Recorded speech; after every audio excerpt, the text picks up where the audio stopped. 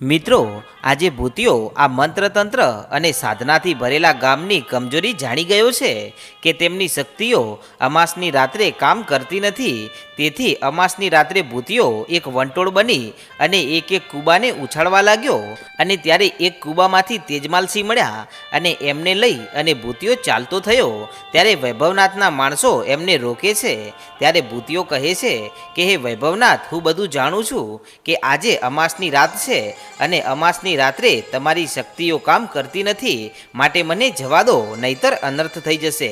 અને આમ કહી અને ભૂતિયો પેલા તેજમાલસિંહનો હાથ પકડી અને અંધારામાં ભાગી જાય છે. ત્યારે તેજમાલસિંહ આગળ જતા કહે છે કે ભૂતિયા, ફોગટના પ્રયાસો કરવાનું બંધ કરી નાખ. અને આ ગામના માણસો એટલી ભારે વિદ્યાના જાણકાર છે ને કે હમણાં જ ગામની સીમા ઉપર આપણી પહેલાં તેઓ આવીને ઊભા રહી જશે અને આપણને બંદી બનાવી અને પાછા કૂબામાં લઈ જશે. અને ત્યારે ભૂતિયો કહે છે કે હે તેજમાલસિંહ, જો એ વિદ્યાના જાણકાર હોય ને તો હું એ 1800 ભૂતાવળોનો ધણી બાબરો ભૂત છું. અને આ તો મારે તમને કહેવું ન હતું. અને આટલી વાત સાંભળતાની સાથે તો તેજમાલસિંહ ભાગતા ભાગતા રોકાઈ ગયા અને કહે છે કે ભૂતિયા, શું ખરેખર તું બાબરો ભૂત છે? કે હા તેજમાલસિંહ, હું એક બાબરો ભૂત છું, પણ આમ માણસનું રૂપ ધારણ કરી અને હું પરોપકારના કામ કરું છું અને એમાં મને મજા આવે છે. અને ત્યારે તેજમાલસિંહ કહે છે કે એટલા માટે હું ક્યારનો એક વિચાર કરતો હતો કે આટલો નાનો બાળક થઈ અને આ ભૂતિયાએ રાજપાલસિંહ અને રામજી શ્યામજીને શ્રાપમાંથી મુક્ત કેવી રીતે કરાવ્યા હશે, અને આટલી ઉંમરમાં આ ભૂતિયો આટલો પરાક્રમી કેવી રીતે છે. પણ હવે મને મારા બધા જ સવાલોના જવાબ મળી ગયા છે કે વાત આટલે પડી છે. અને પછી તો ભૂતિયો અને તેજમાલસિંહ આ ગામની સીમા પાર કરી ગયા છે અને જંગલમાં પ્રવેશ કરી નાખ્યો છે અને રૂપાવટી નગરી તરફ જઈ રહ્યા છે. અને ત્યારે આમ કરતાં કરતાં પરોઢિયું થઈ ગયું છે અને બંને જણા જંગલમાંથી પસાર થઈ રહ્યા છે. ત્યારે સવારે સવારે આ રૂપાવટી નગરીમાં દરબાર ભરાણો છે અને રાજપાલસિંહ કહે છે કે હે રામજી, આજે મારી જમણી આંખ ખૂબ જ ફડકે છે, તો નક્કી આજે કંઈક થવાનું છે. અને ત્યારે રામજી કહે છે કે રાજપાલસિંહ, તમે ચિંતા ના કરો, આ વખતે પણ કંઈક સારું જ થવાનું છે, કેમ કે તમારી આંખ જ્યારે પણ આવો સંકેત આપે છે ને ત્યારે કંઈક સારું જ કામ થાય છે. ત્યારે રાજપાલસિંહ કહે છે કે હા, તમારી વાત તો સાચી છે, પણ હવે કોણ જાણે કયું સારું કામ થશે. અને ત્યારે શ્યામજી કહે છે કે રાજપાલસિંહ, કદાચ વેલા બાપાનો ભૂતિયો પાછો આવી જાય. અને ત્યારે રાજપાલસિંહ કહે છે કે હા, ભૂતિયો પાછો આવી જાય ને તો આપણે જંગ જીતી જઈએ, કેમ કે હવે કોણ જાણે એ ક્યારે આવશે અને ક્યારે એ બંધનમાંથી મુક્ત થશે. અને આમ આવી વાતો દરબારમાં થઈ રહી છે. ત્યારે આ બાજુ મંત્રતંત્ર અને સાધનાવાળા ગામમાં સવારથી લોકો હળીએ ચડ્યા છે અને આ વેર વિખેર થઈ ગયેલા કૂબાને સાજા કરી રહ્યા છે. અને ત્યારે એવામાં આ વીરસિંહ જાગે છે અને મહેમાનખાનામાંથી બહાર આવી અને જુએ છે તો બહાર તો ઘણા બધા કૂબાઓ વેર વિખેર થઈને પડ્યા છે અને બધા માણસો તેને સાજા કરી રહ્યા છે. અને ત્યારે વીરસિંહ આવી અને વૈભવનાથને કહે છે કે હે વૈભવનાથ, રાત્રે ભારે વાવાઝોડું આવ્યું હોય એવું લાગે છે. અને ત્યારે વૈભવનાથ કહે છે કે હા, વાવાઝોડું તો ખૂબ જ ભારે આવ્યું હતું અને નુકસાન પણ સૌથી વધારે તમારું કરીને ગયું છે. અને ત્યારે વીરસિંહ હસવા લાગ્યા કે મારું શું નુકસાન થાય, હું તો તમારા ગામમાં મહેમાન છું અને મારે તો તમારા ગામમાં કાંઈ નુકસાન થાય એવું છે નહીં. અને ત્યારે વૈભવનાથ કહે છે કે આ બધું નુકસાન કાંઈ વાવાઝોડામાં નથી થયું, પરંતુ પેલા ભૂતિયાએ આ બધું તહેસ નહેસ કર્યું છે. અને એટલું જ નહીં, પરંતુ તે તેજમાલસિંહને પણ છોડાવીને લઈ ગયો છે. અને ત્યારે આટલી વાત સાંભળતાની સાથે તો આ વીરસિંહના મોઢા ઉપર 12 વાગી ગયા કે શું ખરેખર તેજમાલસિંહ આઝાદ થઈ ગયા કે હા, અને એમને ભૂતિયો અહીંયાથી અડધી રાત્રે છોડાવીને લઈ ગયો છે. અને ત્યારે વીરસિંહ કહે છે કે મેં તમારા ઉપર કેટલો બધો વિશ્વાસ કરી અને અહીંયા તેજમાલસિંહને કેદ રાખ્યા હતા કે તમારા સિવાય આ તેજમાલસિંહ કોઈના બંદીગ્રહમાં રહેવા નથી, અને તમે મારી સાથે દગો કર્યો અને ભૂતિયાના હાથમાં તેજમાલસિંહને સોંપી દીધા. ત્યારે વૈભવનાથ કહે છે કે અમે તો ભૂતિયાને રોકવાની ઘણી બધી કોશિશો કરી, પણ ભૂતિયો કોઈનો રોકાણો નહીં, અને એ તો આ બધું નુકસાન કરી અને તેજમાલસિંહને લઈને ચાલ્યો ગયો. અને ત્યારે વીરસિંહ રડવા લાગ્યા અને કહે છે કે પહેલાં મારું રજવાડું ચાલ્યું ગયું, એના પછી રાજપાલસિંહ સાજા થઈ અને મહેલમાં આવી ગયા, અને રામજી શ્યામજી પણ પાછા આવી ગયા, અને ભૂતિયા જેવા મહાન યોદ્ધા અને લડવૈયાઓ પણ રૂપાવટી નગરીમાં હવે આવી ગયા છે, અને આજે તેજમાલસિંહ પણ આ કેદખાનામાંથી છૂટી ગયા છે. તો આટલા બધા સંકેત મળવાથી હવે મને એક વાતની તો પાક્કી ખાતરી થઈ ગઈ કે હવે મારી હાર થઈ ગઈ છે, અને હવે મારું મોત મારી આસપાસ ભટકી રહ્યું છે એવું મને દેખાઈ રહ્યું છે. પણ ત્યાં તો પેલા વૈભવનાથ કહે છે કે હે વીરસિંહ, તમે ચિંતા ના કરો અને આવી ગાંડા જેવી વાત ના કરો, અને આવતીકાલે ગુરુજી પાસે રજા લઈ અને આખું એ ગામ એ રૂપાવટી નગરી ઉપર ચડાઈ કરશે, અને તમને તમારું રજવાડું અમે પાછું અપાવી દઈશું, અને એ બધા જ ગુનેગારોને પાછા કેદ કરીશું, અને એમને આ વખતે ભારે સજા પણ કરીશું. અને ત્યારે વીરસિંહ કહે છે કે હે વૈભવનાથ, તમે મને વચન આપો કે 2 જ દિવસની અંદર રૂપાવટીની રાજગાદી તમે મને સોંપી દેશો. અને ત્યારે વૈભવનાથ વચન આપતા કહે છે કે હે વીરસિંહ, તમે ચિંતા ના કરો, હું વૈભવનાથ તમને વચન આપતા કહું છું કે એ રૂપાવટી નગરીનું સિંહાસન જો તમારું હશે ને, તો 2 જ દિવસમાં તમે એના ધણી હશો, અને એને ભૂતિયાની પણ તાકાત નથી કે મને રોકી શકે. પણ આ તો અમાસની રાત નડી ગઈ અને ભૂતિયો બચી ગયો છે, બાકી હવે એની હિંમત નથી કે મારી સામે લડી શકે. અને આમ હવે તો વીરસિંહ ઉતાવળ કરી રહ્યા છે. ત્યારે આ બાજુ પેલું જંગલ પાર કરી અને હવે ભૂતિયો અને તેજમાલસિંહ આ રૂપાવટી નગરીના મુખ્ય દ્વાર સુધી પહોંચી ગયા છે.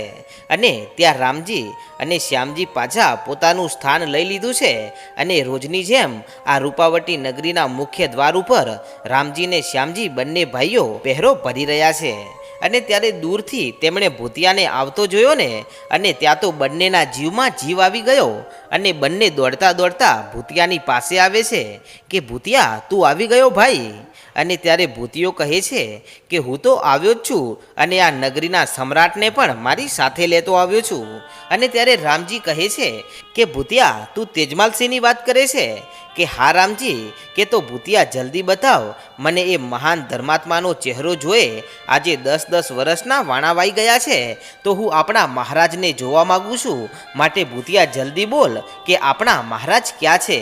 અને ત્યારે પાછળથી તેજમાલસિંહ પણ આવતા દેખાણા, અને તેજમાલસિંહને આમ આવતા જોઈ અને આ રામજી અને શ્યામજી નાના બાળકની જેમ રડી પડ્યા કે ખરેખર ભૂતિયા, તે તો એવું કામ કરી બતાવ્યું છે કે આ દુનિયામાં શાયદ કોઈ ના કરી શકે.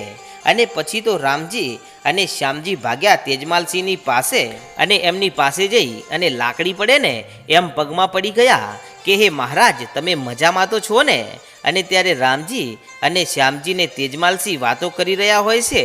અને ત્યારે ભૂતિયો કહે છે કે હે રામજી શ્યામજી, તમે હવે અત્યારે જ નગરીમાં જાઓ અને રાજપાલસિંહને જઈને કહો કે રાજપાલસિંહ સામૈયા કરો અને નગરી સજાવો, અને ઢોલ નગારા અને અબીલ ગુલાલની તૈયારીઓ કરો, કેમ કે આજે 10-10 વર્ષ પછી આજે રૂપાવટી નગરીના મહારાજ પાછા પધાર્યા છે. કે ભલે ભૂતિયા. અને પછી તો રામજી અને શ્યામજી બંને ભાગમ ભાગ કરતા કરતા આ દરબારમાં પહોંચે છે, અને ત્યાં જઈ અને રાજપાલસિંહની પાસે જાય છે. ત્યાં તો રાજપાલસિંહ આ બંનેને આમ હાંફતા જોઈ અને રામજી અને શ્યામજીને કહે છે કે બોલો ભાઈઓ, ઘટના શું બની છે, જલ્દી કહો, અને તમે આટલા બધા ગભરાયેલા અને હાફો કેમ છો? અને ત્યારે રામજી કહે છે કે રાજપાલસિંહ, તમને કહીશ ને તો તમારી પણ હાલત મારા જેવી થઈ જશે. અને ત્યાં તો વેલા બાપા નરભક્ષી જગમાલ અને બધા ટોળે વળ્યા કે રામજી શ્યામજી, તમે મજામાં તો છો ને? અને ભૂતિયો તો મજામાં છે ને? કોઈ ખરાબ સમાચાર તો નથી ને? અને ત્યારે રામજી કહે છે કે હે રાજપાલસિંહ, સાંભળો મારી વાત, ઢોલ નગારા વગડાવો, અબીલ ગુલાલના કોથળા મંગાવો, અને ફૂલોની માળા સજાવો, અને સામૈયા કરાવો, કેમ કે આજે 10-10 વર્ષ પછી આજે રૂપાવટી નગરીના મહારાજ મુખ્ય દ્વાર ઉપર પધાર્યા છે, અને એમના સ્વાગતની તૈયારીઓ કરો. અને ત્યારે આટલી વાત સાંભળતાની સાથે તો આ રાજપાલસિંહ બોલી ઉઠ્યા કે રામજી, શું ખરેખર તમે સાચું કહી રહ્યા છો અને ખરેખર રૂપાવટી નગરીના મહારાજ આવ્યા છે કે પછી તમે મજાક કરો છો? અને ત્યારે રામજી કહે છે કે હા રાજપાલસિંહ, ખરેખર આપણા મુખ્ય દ્વાર ઉપર તેજમાલસિંહ આવ્યા છે અને હા, તેઓ એકલા નથી પણ ભૂતિયો એમને સાથે લઈ અને પેલા વીરસિંહના કેદખાનામાંથી છોડાવીને લઈને આવ્યો છે.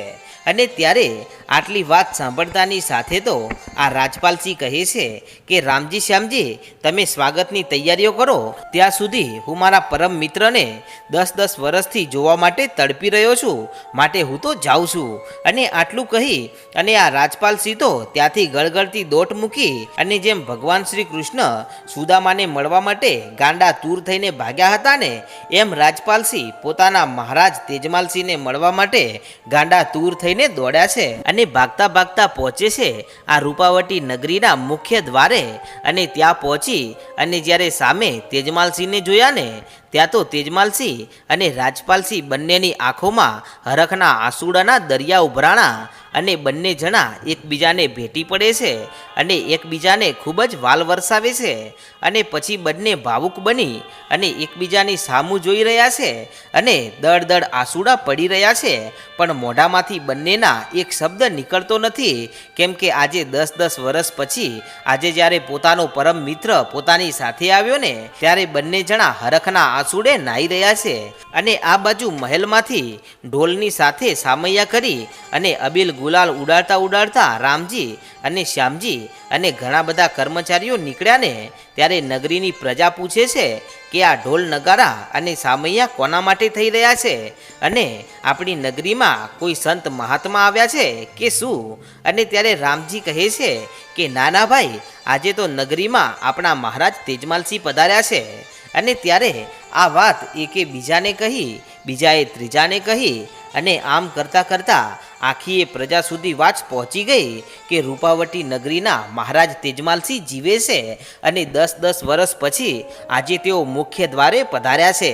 અને પછી તો આખી એ નગરીના લોકો પહોંચ્યા આ તેજમાલસિંહની પાસે અને ત્યાં જઈ અને ટોળે આજે તેજમાલસિંહને માણસો જોઈ રહ્યા છે અને બધાની આંખોમાં આંસુડા છે, કેમ કે એમને તો એમ જ હતું કે રૂપાવટી નગરીના મહારાજ તેજમાલસિંહ આ દુનિયામાં રહ્યા નથી, પણ જ્યારે આજે નજરો નજર તેમને જોયા ને, ત્યારે પ્રજા ભાવુક બની ગઈ છે અને કહે છે કે હવે આપણને પહેલા જેવી નગરીમાં લીલા લહેર થઈ જશે, કેમ કે હવે રૂપાવટી નગરીના સાચા ધર્માત્મા અને મહાન રાજા આજે પાછા પધાર્યા છે. અને પછી તો જ્યારે સામૈયા કરી અને તેજમાલસિંહને તિલક કર્યું ને અને ફૂલોની માળા પહેરાવા ગયા ને, ત્યારે તેજમાલસિંહ એ માળા પોતાના હાથમાં લઈ લે છે અને કહે છે કે આ ફૂલમાળાનો હકદાર હું નથી, પરંતુ આ ભૂતિયો છે કે જેણે આટલા બધા સંઘર્ષોને વેઠી અને રાજપાલસિંહ અને રામજી અને શ્યામજીને અહીંયા મને પાછા નગરીમાં લાવ્યા છે.